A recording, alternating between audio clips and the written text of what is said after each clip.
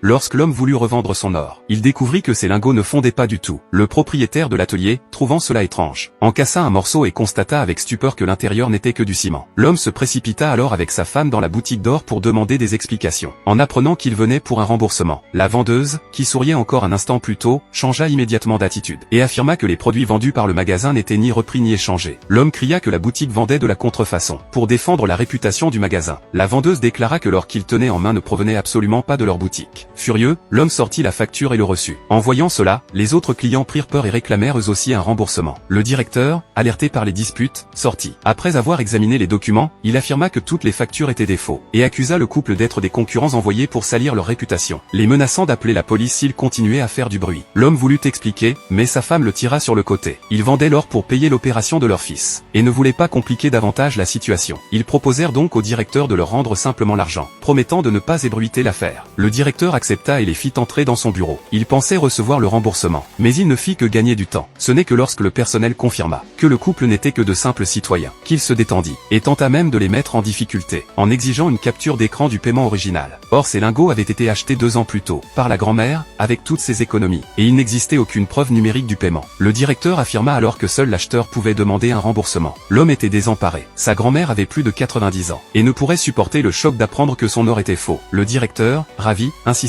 Elle doit venir en personne. Mais le lendemain, le couple ramena réellement la vieille dame au magasin. Le directeur en resta pétrifié. La grand-mère, tremblante, le supplia de rendre l'argent. Le directeur demanda alors d'où venait l'argent pour acheter l'or. La vieille femme répondit: « Ce sont les économies de toute une vie, à moi et à mon défunt mari. » Le directeur profita de l'occasion pour dire que, puisqu'une partie de l'argent appartenait au mari, elle devait fournir la preuve qu'elle était son unique héritière. Mais le grand-père était décédé depuis plus de 10 ans, et n'avait laissé aucun document. Le directeur esquissa un sourire sournois. « Sans preuve, vous n'avez qu'à accepter votre malchance. » La vieille dame tomba à genoux pour le supplier, mais il refusa catégoriquement. Trop émue, elle s'évanouit au sol. Le lendemain, la famille endeuillée revint demander justice. Mais le directeur les accusa d'avoir caché l'état de santé de la vieille dame, dans le but d'extorquer de l'argent, et fit même rouer de coups l'homme par ses employés. Le directeur ne s'attendait pas à ce que toutes ces actions soient enregistrées et publiées en ligne par l'homme. Mais à partir de ce jour, la vie du couple bascula. Leurs fenêtres furent mystérieusement brisées. L'homme fut licencié, et la boutique de sa femme vandalisée. Le directeur les appela pour les menacer de ne plus publier de vidéos, sinon les